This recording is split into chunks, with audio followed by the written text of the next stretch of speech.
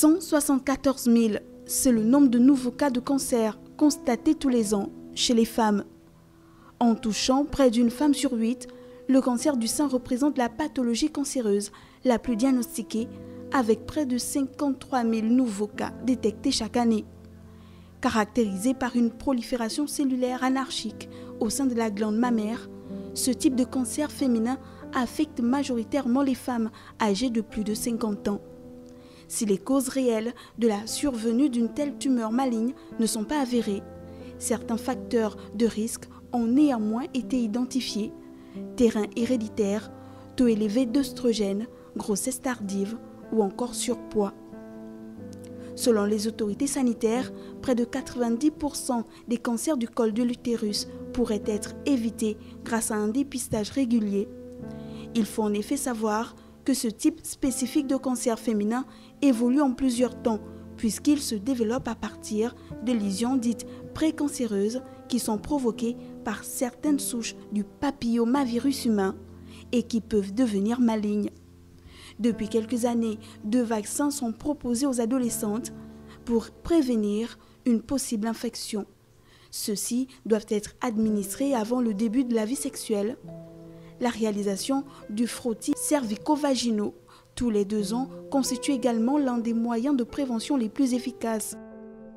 Le cancer épithélial représente la forme de cancer de l'ovaire la plus couramment diagnostiquée.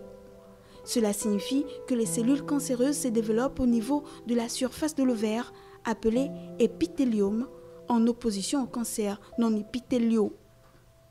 D'autres cancers féminins moins fréquents peuvent également survenir au niveau de l'appareil génital de la femme, entre autres le cancer du col de l'utérus qui se développe à partir de l'endomètre, c'est-à-dire la muqueuse qui tapisse l'intérieur de l'utérus et touche majoritairement les femmes entre 60 à 70 ans. Le cancer du vagin, qui est le type de cancer gynécologique le plus rare.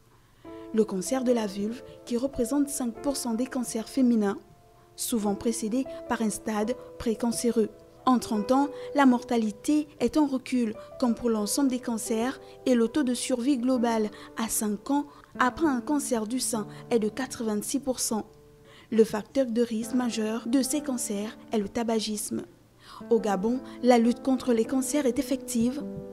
Elle est portée par la première dame gabonaise, Sylvia Bongo Ondimba, via la campagne Octobre Rose, une campagne de sensibilisation et de dépistage.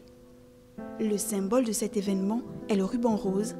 Elle a été instituée en 1985 et est destinée à sensibiliser au dépistage du cancer du sein. Toute prise en charge n'est possible que si le diagnostic est fait très tôt.